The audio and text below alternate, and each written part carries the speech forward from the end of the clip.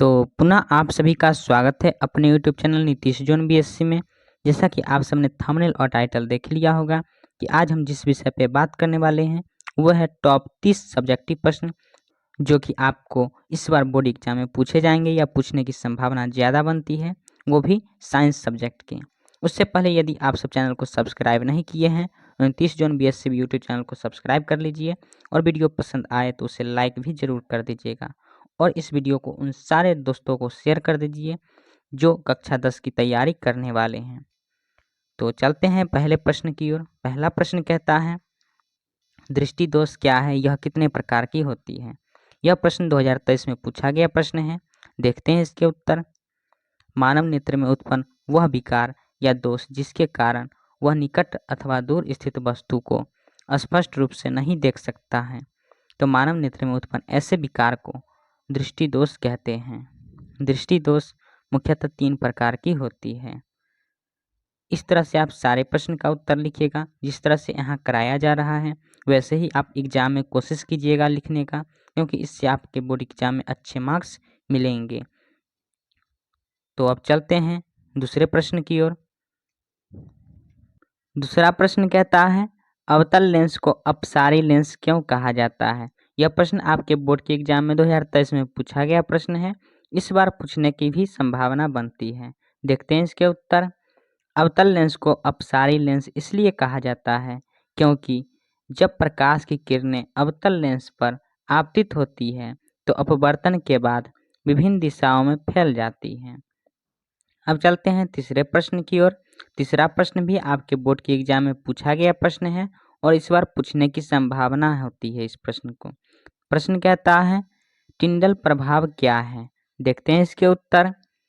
कोलाइडी कणों द्वारा प्रकाश की प्रकीर्णन की परिघटना प्रदर्शित करने वाला प्रभाव टिंडल प्रभाव कहलाता है। अब चलते हैं चौथे प्रश्न की ओर। चौथा प्रश्न कहता है, मृत जीवी पोषण क्या है। उदाहरण सहित उत्तर दें। यह प्रश्न आपके बोर्ड के एग्जाम के लिए इस बार काफ़ी महत्वपूर्ण प्रश्न बन सकती है।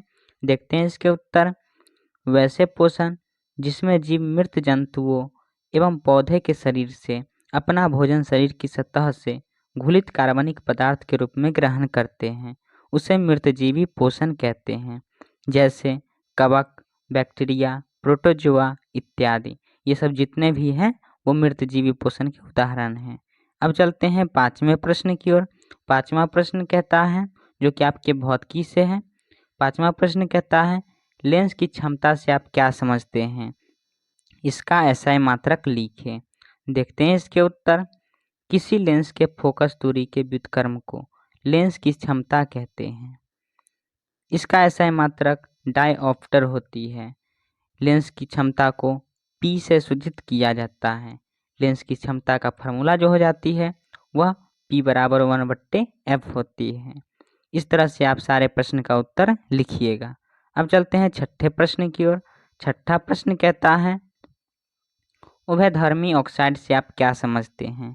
उदाहरण व्याख्या करें। अब चलते हैं इसके आंसर की ओर।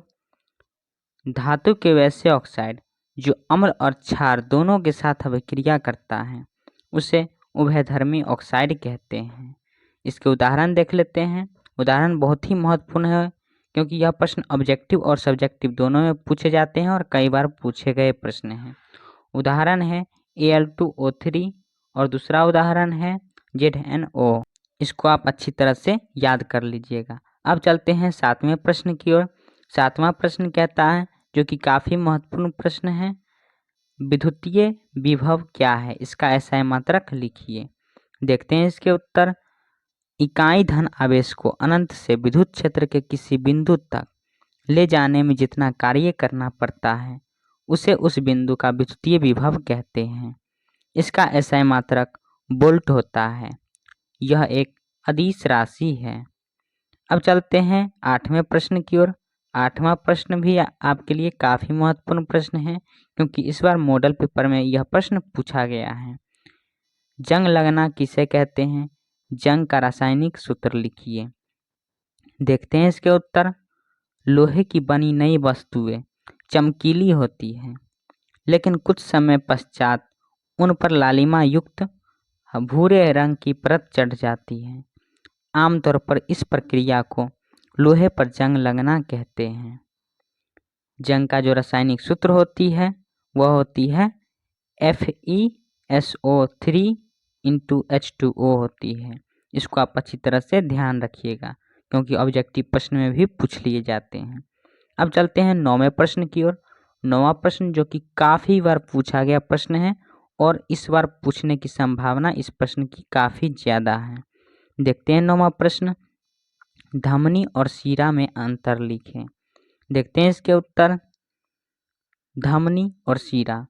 धमनी जो होती है इसकी दीवारें मोटी, लचीली तथा कपाट रहित होती है, जबकि शिरा जो होती है इसकी दीवारें पतली होती है।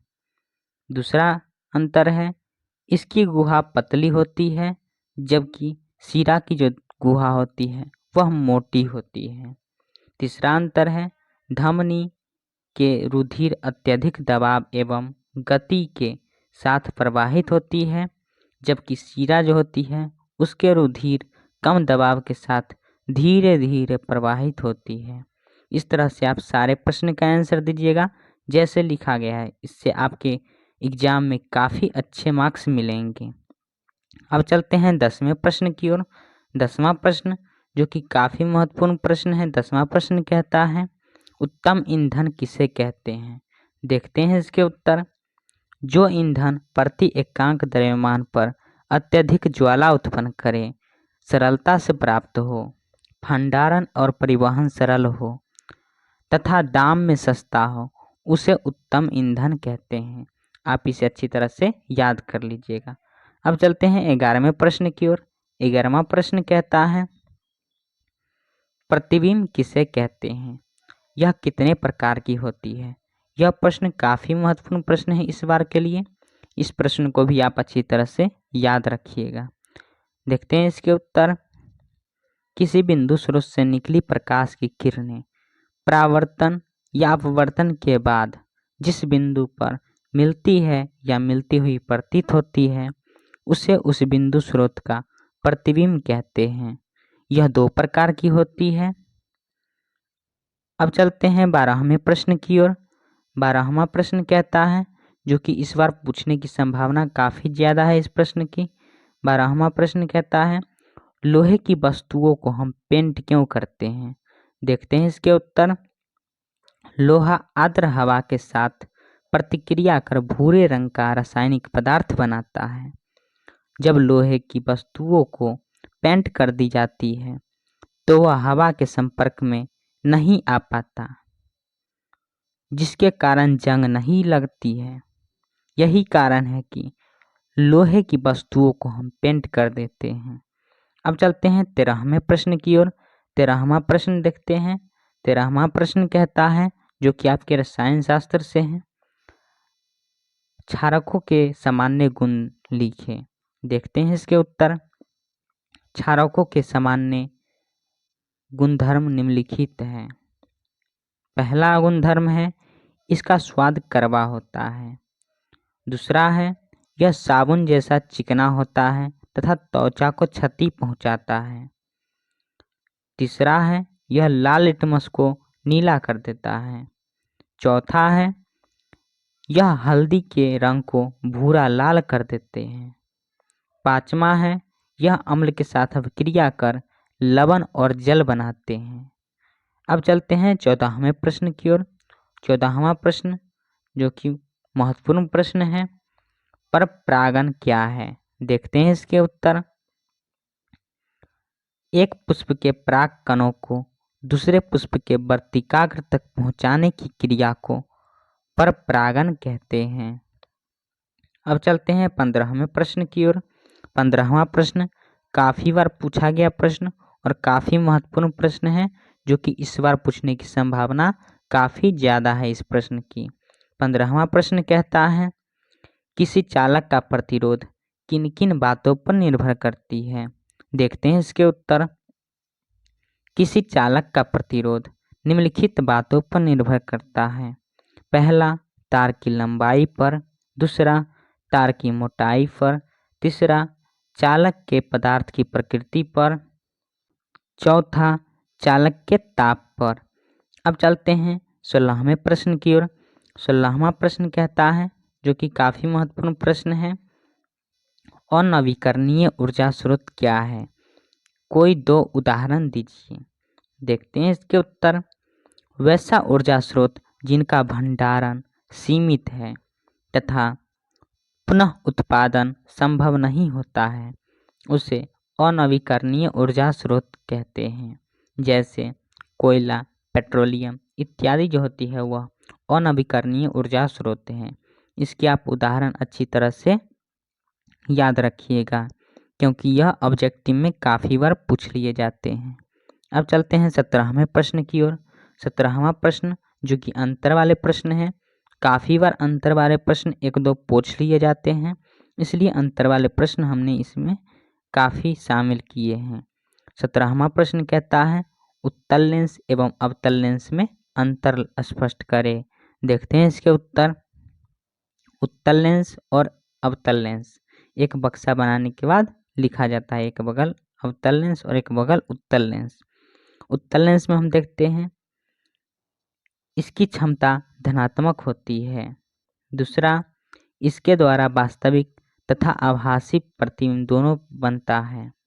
तीसरा, इसके द्वारा सीधा तथा बड़ा प्रतिबिंब बनता है। अब उत्तल लेंस में देख लिए, अब अवतल लेंस में देखते हैं। इसकी क्षमता ऋणात्मक होती है। दूसरा, इसके द्वारा केवल आभासी प्रतिबिंब बनता है। तीसरा, इसके द्वारा सीधा तथा छोटा प्रतिबिंब बनता है। अब चलते हैं 18वें प्रश्न की ओर। 18वां प्रश्न देखते हैं, जो कि काफ़ी महत्वपूर्ण है और इस प्रश्न को इस बार पूछने की संभावना काफ़ी ज़्यादा होती है, क्योंकि यह प्रश्न काफ़ी महत्वपूर्ण प्रश्न है। प्रश्न कहता है, चिप्स की थैली में कौन सी गैस भरी जाती है और क्यों? देखते हैं इसके उत्तर। चिप्स की थैली में नाइट्रोजन गैस भरी होती है, क्योंकि यह निष्क्रिय गैस की तरह व्यवहार करती है। इसकी विघटन ऊर्जा का मान काफ़ी उच्च होती है और खाद्य सामग्री को अधिक दिनों तक अपनी गुणवत्ता कायम रखती है। अब चलते हैं 19वें प्रश्न की ओर। 19वां प्रश्न भी आपके मॉडल प्रश्न में भी पूछा गया प्रश्न है। वन संपदाओं पर आधारित किन्हीं 2 उद्योगों का नाम बताएं। देखते हैं इसके उत्तर। वन संपदा पर आधारित उद्योग इस प्रकार हैं। पहला, कागज उद्योग। दूसरा, सूती वस्त्र उद्योग और तीसरा, जूट उद्योग। अब चलते हैं 20वें प्रश्न की ओर। 20वां प्रश्न भी आपके बोर्ड के एग्जाम के लिए काफ़ी महत्वपूर्ण है, क्योंकि इससे एक प्रश्न तो पूछे ही जाएंगे आपके बोर्ड के एग्जाम में इस बार, इसलिए आप इसे अच्छी तरह से याद कर लीजिएगा। प्रश्न कहता है, निस्तापन और जारन से आप क्या समझते हैं? देखते हैं इसके उत्तर, एक एक करके देखते हैं। पहले हम निस्तापन के बारे में देखते हैं। निस्तापन एक ऐसी प्रक्रिया है जिसमें ऑक्सीजन की अनुपस्थिति में अयस्क को उच्च ताप पर गर्म किया जाता है, जिसमें अयस्क ऑक्साइड में बदल जाते हैं। आप इसे भी याद रखिएगा, निस्तापन प्रक्रिया जो होती है वह कार्बोनेट अयस्क पर ही लागू होती है। अब चलते हैं जारन या भर्जन की ओर। जारन या भर्जन क्या होती है? जारन एक ऐसी प्रक्रिया है जिसमें अयस्क को ऑक्सीजन की आपूर्ति में उच्च ताप पर गर्म किया जाता है, जिससे अयस्क ऑक्साइड में बदल जाता है। आप इसे भी ध्यान रखिएगा, जारन जो होती है वह सल्फाइड अयस्क पर ही लागू होती है। अब चलते हैं 21वें प्रश्न की ओर। 21वां प्रश्न आपके बोर्ड के एग्जाम के लिए काफ़ी महत्वपूर्ण प्रश्न है। आनुवांशिक गुण से आप क्या समझते हैं? देखते हैं इसके उत्तर। ऐसे गुण जो पीढ़ी दर पीढ़ी अपने माता पिता से अर्थात उनके जनक से उनके संतानों में संचलित होते हैं, ऐसे गुणों को आनुवांशिक गुण कहते हैं। आनुवांशिक गुण को पैतृक गुण भी कहा जाता है। अब चलते हैं 22वें प्रश्न की ओर।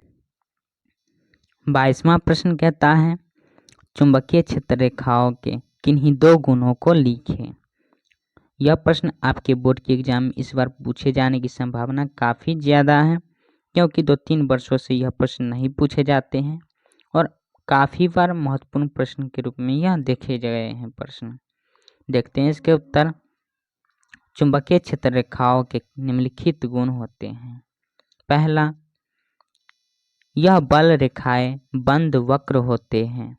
दूसरा, जहाँ पर क्षेत्र रेखाएं एक दूसरे के निकट रहती है वहाँ चुंबकीय क्षेत्र अधिक प्रबल होता है। तीसरा, दो क्षेत्र रेखाएं कभी भी एक दूसरे को प्रतिच्छेद नहीं करती हैं। अब चलते हैं अगले प्रश्न की ओर। अगला प्रश्न कहता है प्रकाश संश्लेषण क्या है, इसके लिए आवश्यक समीकरण दीजिए। यह प्रश्न काफ़ी बार पूछा गया प्रश्न है और महत्वपूर्ण प्रश्न है क्योंकि यह बार बार प्रश्न पूछ लिए जाते हैं। देखते हैं इसके उत्तर। पेड़ पौधे द्वारा कार्बन डाइऑक्साइड, जल एवं पर्णहरित के माध्यम से सूर्य की प्रकाश की उपस्थिति में ग्लूकोज का संश्लेषण करना प्रकाश संश्लेषण कहलाता है। इसके समीकरण देख लेते हैं। 6CO2 प्लस 6H2O से अभिक्रिया करके C6H12O6 प्लस 6O2 रिलीज होती है। यह उत्पाद के रूप में ग्लूकोज प्राप्त होता है जिसका फार्मूला C6H12O6 होती है। इसे आप अच्छी तरह से याद कर लीजिएगा क्योंकि यह फार्मूला भी आपके ऑब्जेक्टिव प्रश्न में कई बार पूछ लिए गए हैं। अब चलते हैं 24वें प्रश्न की ओर। 24वां प्रश्न कहता है नाभिकीय संलयन क्या है। यह आपके ऑफिशियल बोर्ड मॉडल पेपर में पूछा गया प्रश्न है। देखते हैं इसके उत्तर। जब दो हल्के नाभिक मिलकर एक भारी नाभिक का निर्माण करते हैं तो उसे नाभिकीय संलयन कहते हैं। यह प्रोटॉन द्वारा प्रेरित होती है और आप इसे भी ध्यान रखिएगा, नाभिकीय संलयन जो होती है वह सूर्य में इसकी जो ऊर्जा संचित होती है नाभिकीय संलयन द्वारा ही संचित होती है। अब चलते हैं 25वें प्रश्न की ओर। 25वां प्रश्न कहता है रासायनिक गुणधर्म के आधार पर धातुओं और अधातुओं में विभेद करें। देखते हैं इसके उत्तर। यह प्रश्न आपके इस बार बोर्ड मॉडल में पूछे गए प्रश्न हैं। देखते हैं इसके उत्तर। रासायनिक गुणधर्म के आधार पर धातु और अधातुओं में निम्नलिखित अंतर है। पहला, धातु के देख लेते हैं। यह जल से अभिक्रिया कर H2 गैस देती है। दूसरा, यह विद्युत धनात्मक होती है। तीसरा, यह क्षारीय ऑक्साइड बनाती है। अब अधातु के देख लेते हैं। यह जल से अभिक्रिया नहीं करती है। दूसरा, यह विद्युत ऋणात्मक होती है। तीसरा, यह अम्लीय ऑक्साइड बनाती है। आप इस तरह से अंतर याद रखिएगा और यह प्रश्न महत्वपूर्ण प्रश्न है क्योंकि आपके इस बार ऑफिशियल बोर्ड मॉडल में पूछे गए प्रश्न हैं। अब चलते हैं 26वें प्रश्न की ओर। 26वां प्रश्न कहता है स्वपोषी पोषण तथा विषमपोषी पोषण में अंतर स्पष्ट करें। यह प्रश्न भी आपके बोर्ड के एग्जाम के लिए काफ़ी बार महत्वपूर्ण प्रश्न साबित हुआ है और काफ़ी बार पूछ लिए गए प्रश्न हैं। देखते हैं इसके उत्तर। स्वपोषी पोषण एवं विषमपोषी पोषण में अंतर निम्नलिखित है। देखते हैं। पहले स्वपोषी पोषण के देखते हैं। स्वपोषी पोषण में पहला अंतर कहता है यह केवल हरे पेड़ पौधे में होता है। दूसरा, इसके लिए कार्बन डाइऑक्साइड, जल, सूर्य के प्रकाश की आवश्यकता होती है। तीसरा, इसमें भोजन के पाचन की आवश्यकता नहीं होती है। अब देखते हैं विषमपोषी पोषण में। विषमपोषी पोषण में पहला अंतर कहता है यह हरे पेड़ पौधे के अतिरिक्त अन्य सभी जीवों में होती है। दूसरा, इसके लिए सूर्य के प्रकाश, कार्बन डाइऑक्साइड इत्यादि अनिवार्य नहीं होती है। तीसरा, इसमें भोजन के पाचन की आवश्यकता नहीं होती है। आप इस तरह से सारे अंतर याद रखिएगा। अब चलते हैं अगले प्रश्न की ओर, 27वां प्रश्न की ओर। यह भी अंतर वाले प्रश्न हैं क्योंकि अंतर वाले प्रश्न आपके बोर्ड के एग्जाम में काफ़ी पूछने की संभावना ज़्यादा होती है। देखते हैं 27वां प्रश्न। प्रत्यावर्ती धारा तथा दृष्ट धारा में अंतर लिखें। देखते हैं इसके उत्तर। पहले प्रत्यवर्ती धारा को देख लेते हैं, उसके बाद दृष्ट धारा को देखेंगे। प्रत्यवर्ती धारा में पहला अंतर कहता है इसमें धारा का मान तथा दिशा समय के साथ बदलता है। दूसरा, इसे आसानी से डीसी में बदला जा सकता है। तीसरा, यह डीसी की अपेक्षा अधिक घातक होती है। डीसी आप समझिएगा डायरेक्ट करंट अर्थात दृष्ट धारा को निर्देशित करता है, और एसी अल्टरनेटिव करंट प्रत्यवर्ती धारा को निर्देशित करता है। अब देखते हैं दृष्ट धारा डीसी को। पहला अंतर, इसमें केवल धारा का मान बदलता है, अर्थात दृष्ट धारा एक ही दिशा में बहती है। दूसरा, इसे एसी में बदलने में काफ़ी कठिनाई होती है। तीसरा, यह एसी की अपेक्षा कम घातक होती है। इस तरह से आप सारे अंतर याद रखिएगा। अब चलते हैं अगले प्रश्न की ओर। अगला प्रश्न 28वां प्रश्न कहता है, 28वां प्रश्न भी काफ़ी महत्वपूर्ण प्रश्न है। पोषण क्या है, यह कितने प्रकार की होती है? यह प्रश्न भी आपके बोर्ड के एग्जाम में पूछने की ज़्यादा संभावना बनती है। देखते हैं, पोषण वह प्रक्रिया जिसमें जीव पोषक तत्वों को ग्रहण कर उनका उपयोग करते हैं, उसे पोषण कहते हैं। पोषण दो प्रकार के होते हैं। पहला, स्वपोषी पोषण या स्वपोषण। दूसरा, परपोषी पोषण या परपोषण। अब चलते हैं 29वें प्रश्न की ओर। 29वां प्रश्न कहता है, परजीवी पोषण क्या है, उदाहरण सहित लिखें। यह प्रश्न आपके बोर्ड के एग्जाम में काफ़ी बार पूछे गए प्रश्न हैं और इस बार पूछ लिए जाएंगे यह प्रश्न। देखते हैं इसके उत्तर। वैसे पोषण जिसमें जीव दूसरे जीव के संपर्क में अस्थायी या अस्थायी में रहकर उसमें अपना भोजन प्राप्त करता है, उसे परजीवी पोषण कहते हैं। जैसे गोलकृमि, टेपवर्म, मलेरिया परजीवी इत्यादि, ये सब जितने भी जीव हैं वह परजीवी पोषण द्वारा अपना भोजन प्राप्त करते हैं। आप उदाहरण को अच्छी तरह से याद कर लीजिएगा। अब चलते हैं अगले प्रश्न और लास्ट प्रश्न की ओर, 30वां प्रश्न की ओर। 30वां प्रश्न कहता है, प्रकाश संश्लेषण के लिए आवश्यक कच्ची सामग्री पौधे कहाँ कहाँ से प्राप्त करता है? देखते हैं इसके उत्तर।